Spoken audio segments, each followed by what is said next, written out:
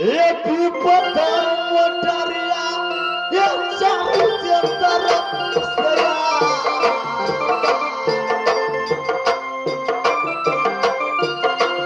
ये विपद जो मोटरी चाहू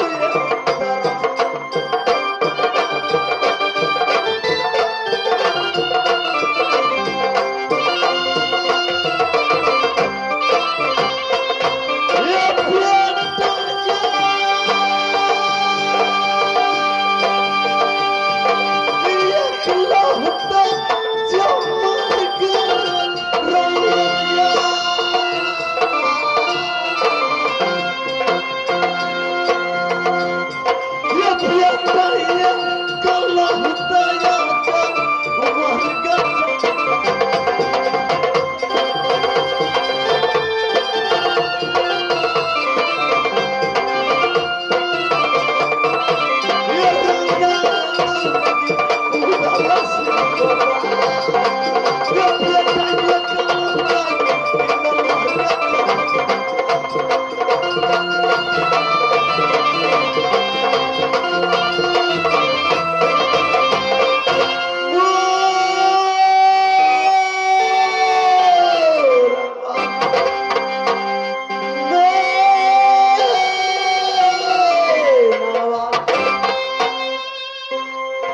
आप आ गए साहू जी। स्वामी ये क्या, ये बेटा इंद्र सो क्यों गया? इसे जगाइए न, सोया क्यों है ये? नाग ने डसा, काला नाग ने डसा, मारा फेंच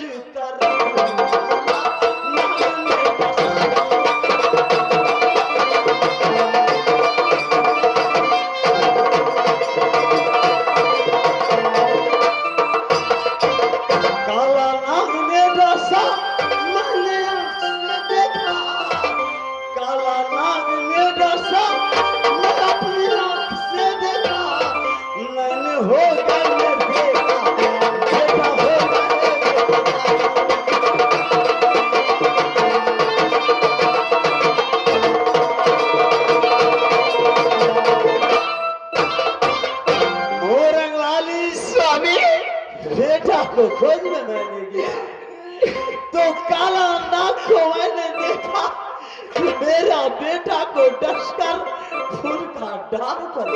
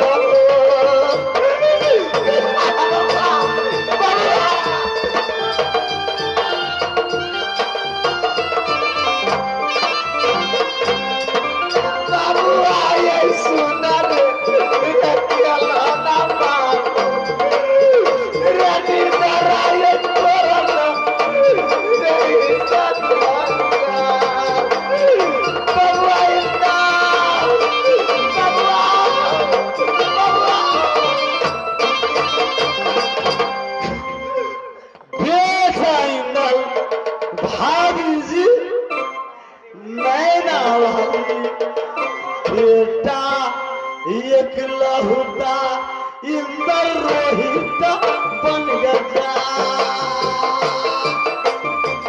ये बेटा एकला होता या इंदर रोहित भाजी बन गया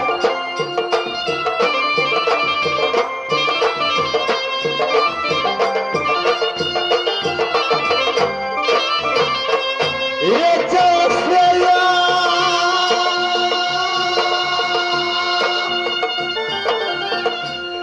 राजा हरिचंद्र को भी पर गया ये पीपल का समय में भी रोहित ये मर गया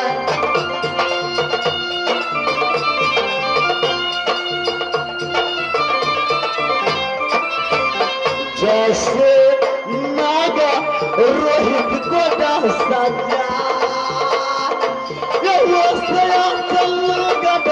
चलिया मेरे बहुआ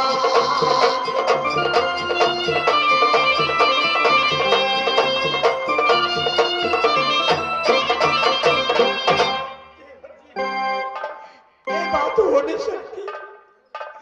मेरे बेटा इधर मेरी छोड़कर नहीं जा सकते।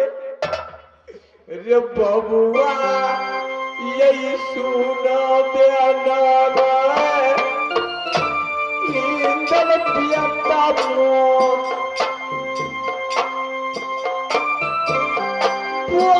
क्या ये बउआ नहीं दला मैया सोना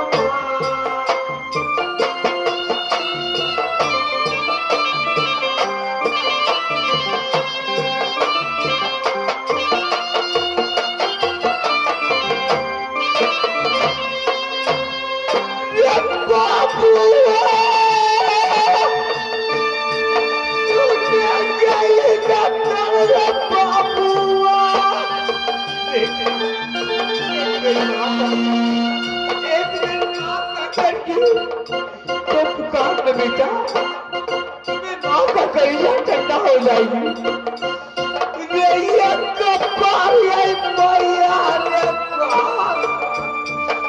बोलो ये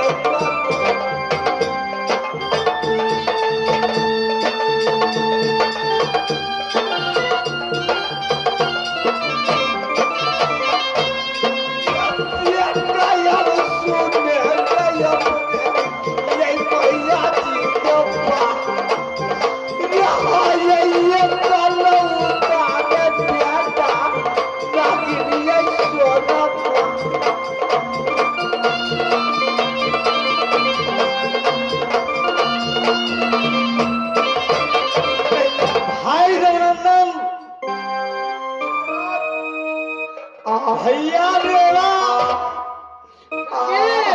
दोनों नारी पगली बन जाएगी साथ साथ मैं भी पगला बन जाऊंगा। अरे बात है लंगी बेटा मर गया दोनों नारी को संस्कार में चलते हैं या हो सकता ऐसे छोड़ दूं तो मेरा बेटा को मरा हुआ ला नहीं और नैना वाली की समझा जो होनी था कोई नहीं टाल सकते हैं।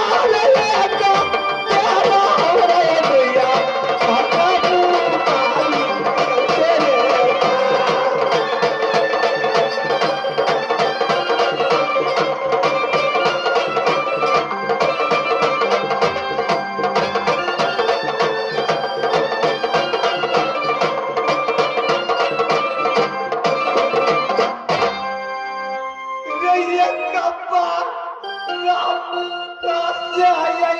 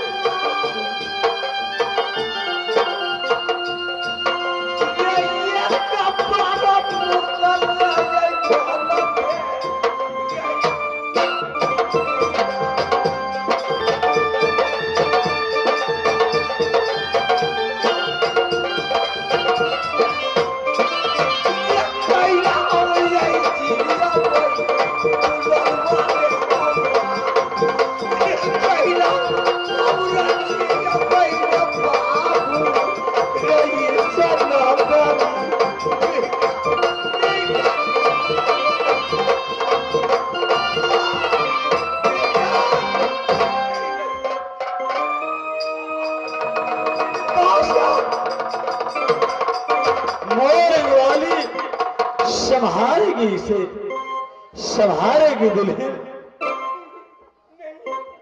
नहीं, मेरा बेटा जिंदा, गोद में लूंगी भाई। आओ ना, आओ मेरे नाम, बेटा, बेटा ही नहीं। बाबू, मुझे छोड़कर कि तुमने कहा जा रहे हैं? बेटा,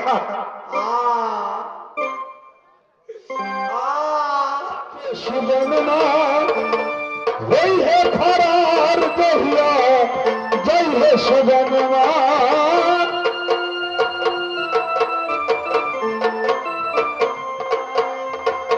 क्यों नहीं देखी पाई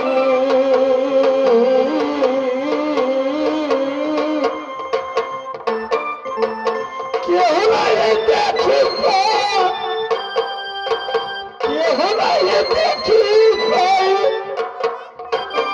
जय फकीर कहिया बेकार है माटी के शरीर है कहिया बेकार है माटी के शरीर।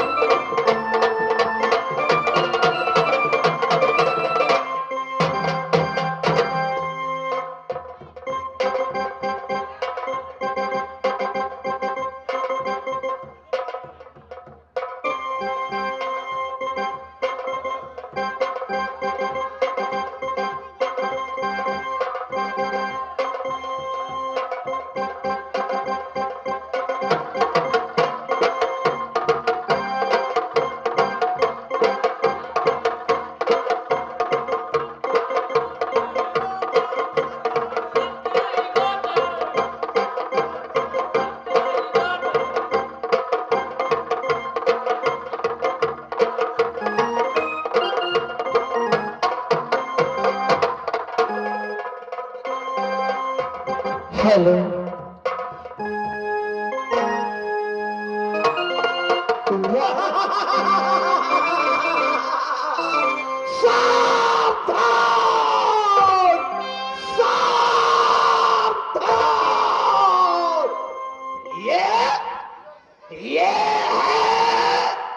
ये जल्लाद का घाट है।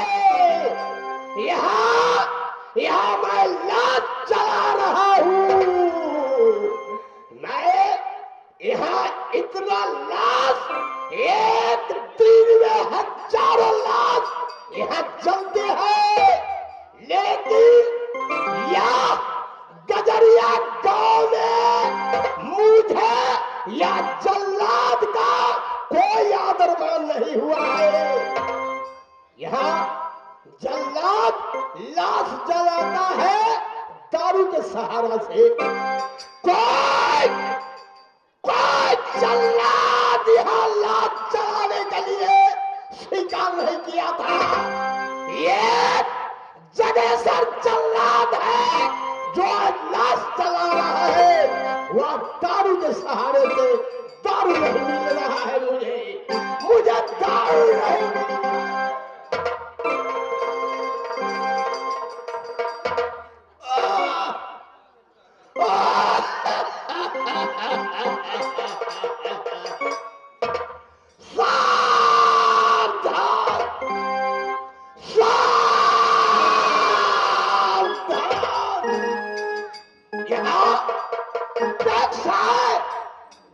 टैक्स बढ़ा हुआ है।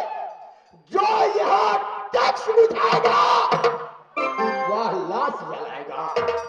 टैक्स नहीं उठाएगा वह लाश नहीं जला सकता है।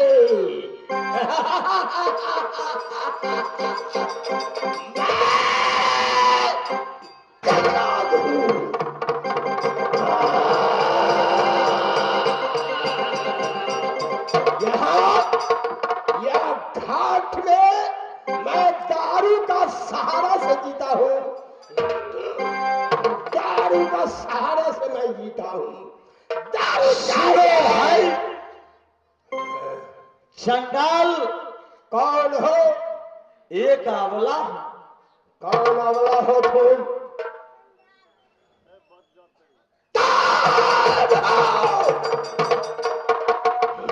देखो भैया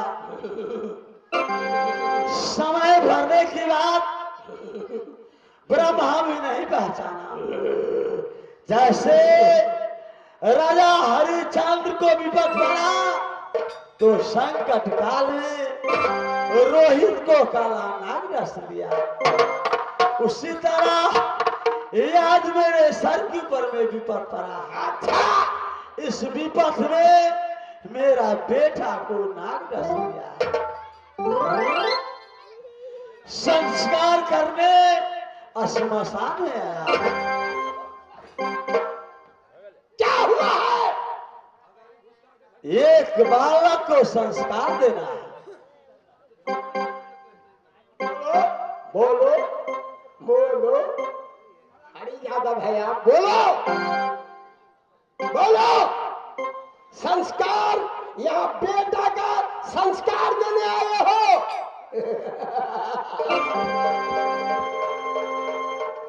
बोल। देखो भैया जिस किला में जाएंगे जिस नगरी में जाएंगे भैया नाम हम जपेंगे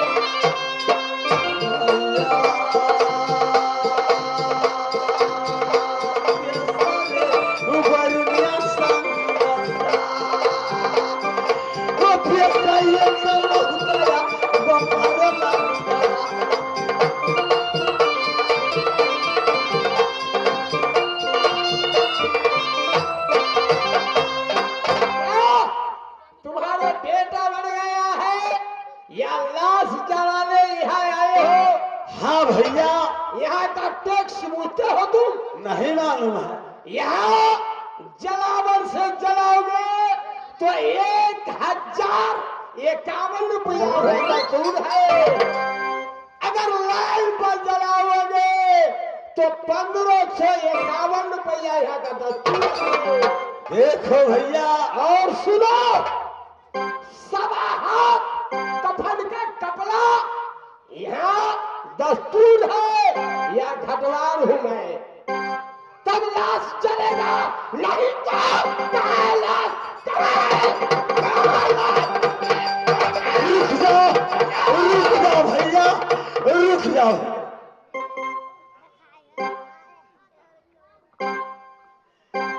मैं भीख मांगकर आपको दस्तूर पूरा करूंगा।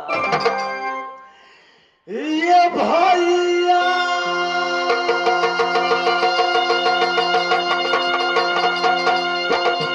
ये सुनेंगे या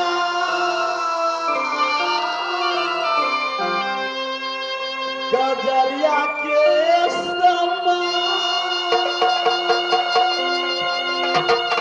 वो पूरेगा माता तो बाबू भैया इस समंदर।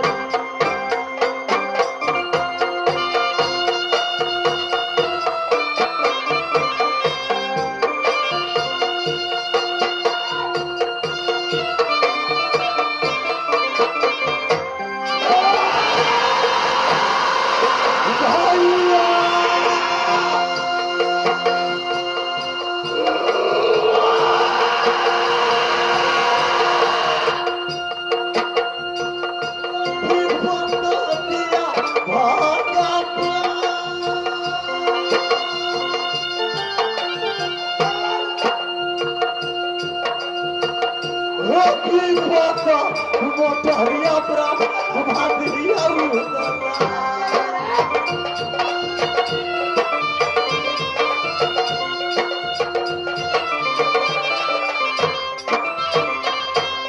भैया ब्रह्मा जी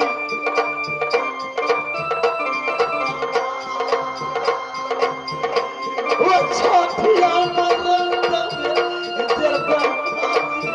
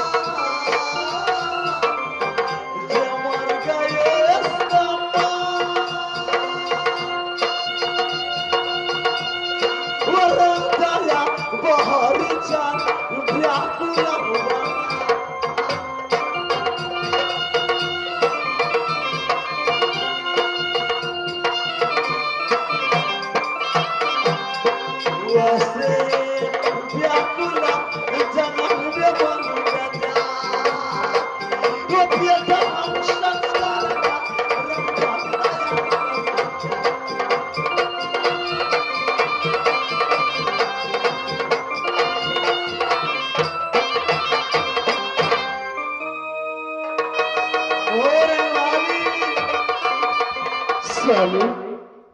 श्मशान में बेटा को संस्कार करने के लिए आया। परम चंडाल और चंडालों में महाचंडाल है। गरज कर कह रहा है कि मैं अपने बाप बेटा को नहीं पहचान सकता, बिना दस्तूर को किसी का संस्कार नहीं दे सकता। लकड़ी से जलाओगे तो 1000 रुपये लगेगा, बिजली लाइन से जलाओगे तो 1500 रुपया लगेगा।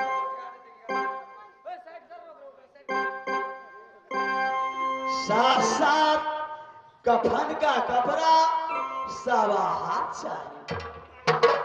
मोरंग वाली स्वामी। पैसा गजरिया बस्ती में मांगे। भाई बंधु संस्कार को लिए पैसा दिया है, लेकिन कफन का कपड़ा कहां से लाऊं? स्वामी, कफन का कपड़े के लिए आप क्यों की चिंता करते हैं? 16 हाथ की साड़ी में पहनी हुई फटी पुरानी ये चारा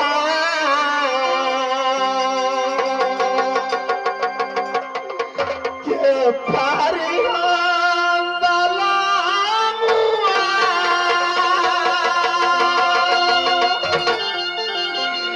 दस्तूरी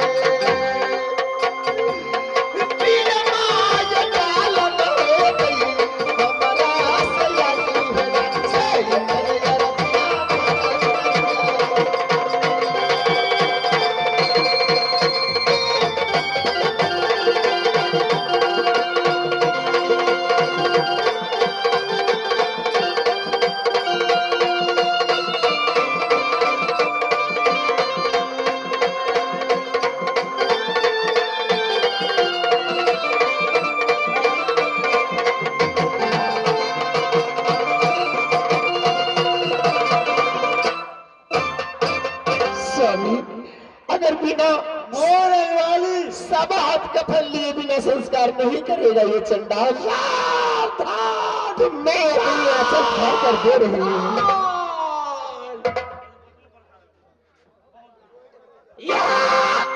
बेइजाजत बेहुकूमत से कोई नहीं लाश जला सकता है। बोलो भाई, क्या प्रॉब्लम है? भाई से एक वाटर आना दीजिए। क्या क्या कहा है? क्या कहा है? लाज जलाना है? हाँ चंडाल भैया।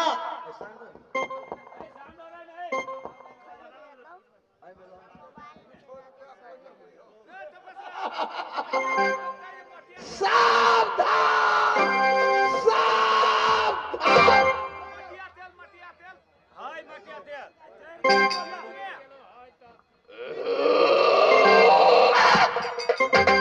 क्या प्रॉब्लम है? देखो भैया, जो मैंने भीख मांगा ये आपको सामने दे रहा हूं। साथ साथ मेरी ब्याही मोरंग वाली सवा हाथ अचला फाड़ कर। प्रॉब्लम क्या है? प्रॉब्लम क्या है? लो इधर।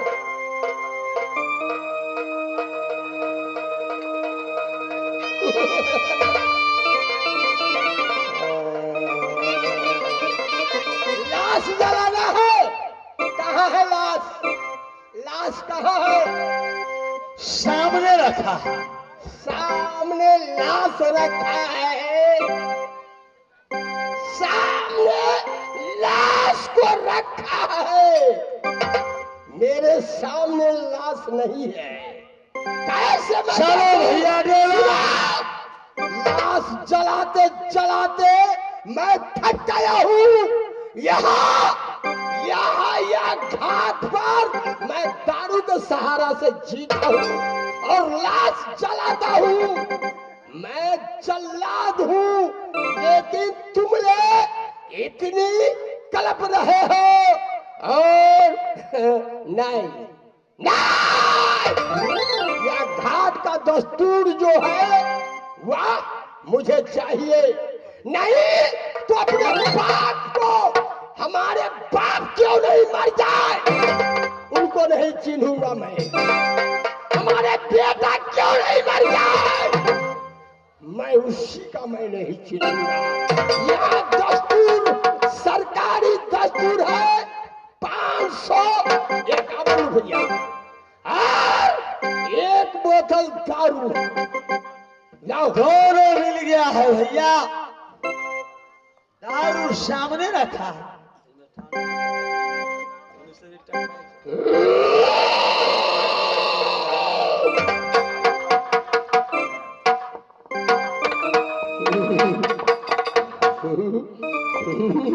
Hello hello. कफन का कपड़ा, सवा हाथ कफन का कपड़ा चाहिए मुझे, तभी है तुम लाश जला सकते हो, नहीं तो नहीं।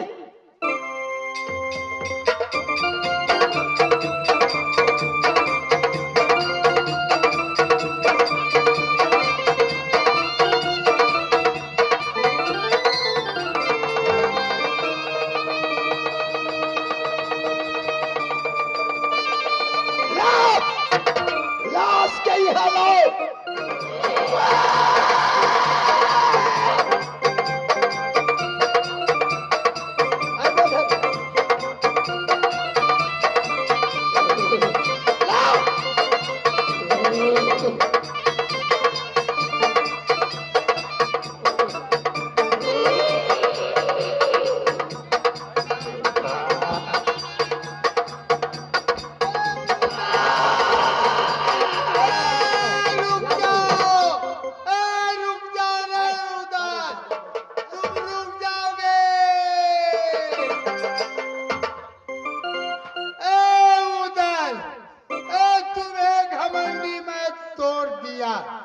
तुम बहुत काबिल बने हो।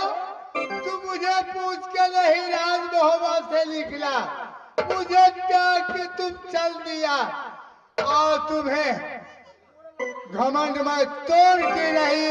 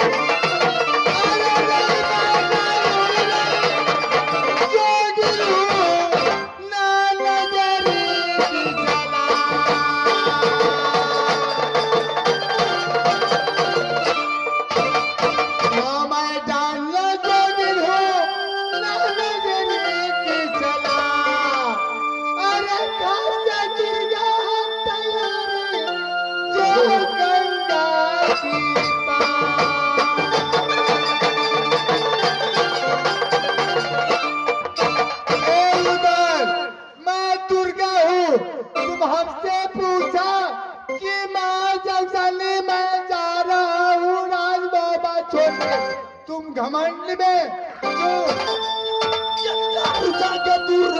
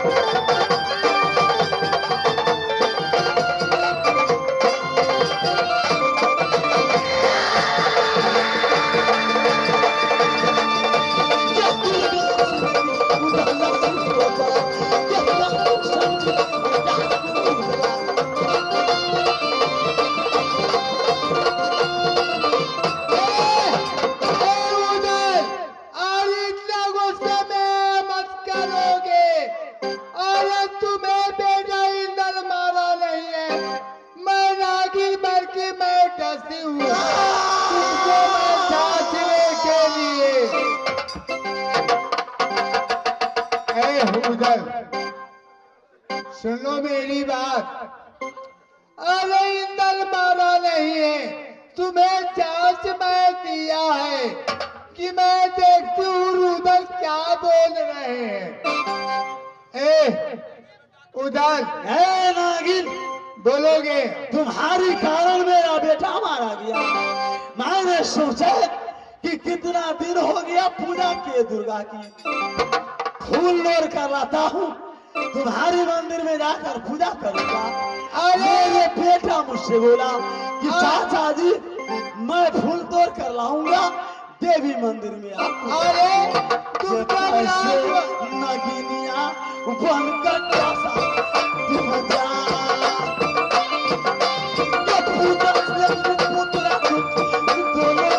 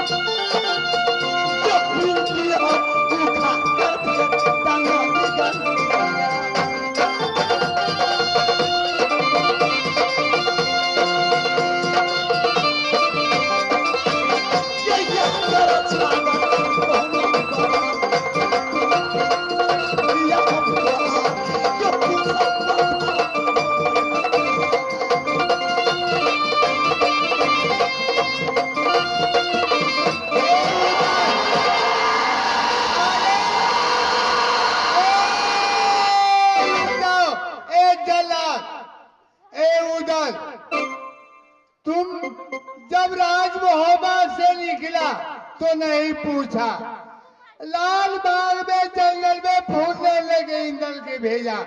मैंने अपने दिल में सोची उधर की घमंडी मैं कैसे तोड़ूंगी, तो मैं नागिन बन जाऊंगी। जाके इंदल के फूल तोड़ने के लिए जाके मैं डस लूंगी, लेकिन लाल जलाने के बेर में मैं चिता नहीं जलाने दूंगी। मेरी हाथ में है इंदल। हे भैया दुर्गा, बोलोगे? मेरा बेटा कैसे जिंदा होगा? क्यों नहीं, तुम क्यों घबरा गए? अरे दाहिने हाथ के कंगुलियां औंठी है ना, उंगली, अरे उस चीर दो, इंदल के मुख में डाल दोगे, इंदल जी जाएंगे।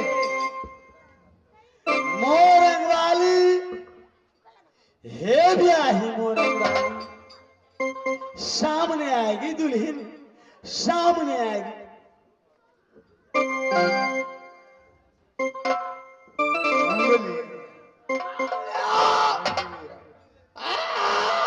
तुम्हारी सबसे राजमोरंग में 14 कोष में तुम्हारी नैन से दीप जलती थी। तुम सती नारी है, तुम्हारी बायां उंगली में अमृत की वासना है।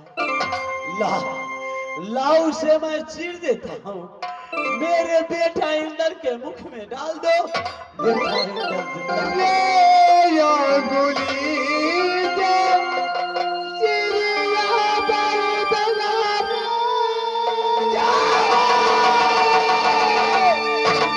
मेरी तरबी का या चलिया देता आराता अरे जी जाता जाता इंदाला तो आना जी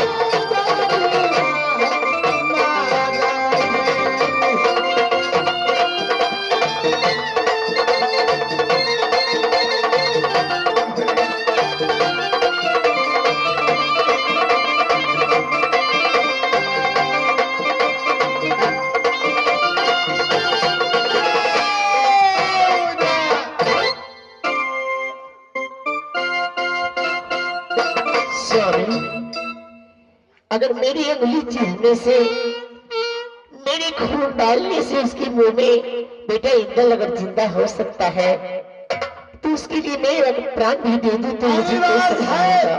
मैया दुर्गा बोल गई कि सुंदरी नारी तुम्हारी मोरंग वाली की बाएं उंगली में अमृत की वासना है। ठीक है स्वामी, मैं अंगुली चीरने के लिए तैयार हूँ।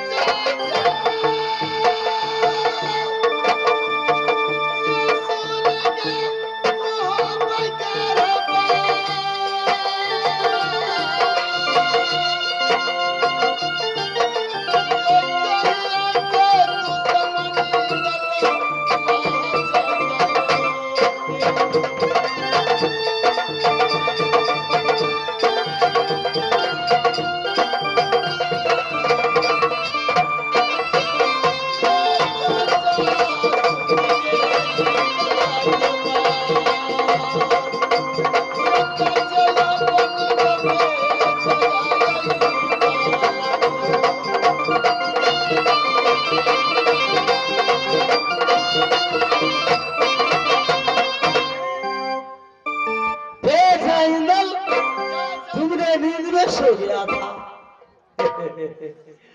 जब मैं जंगल में पहुंचे तो देखा कि तुम नींद में सोया हुआ है। रे गोदिया में डाल के दे बेटा जंगला रे तन तन पराना रे दम के छूट गया रे जियो ये कलह बागे तबाही सोना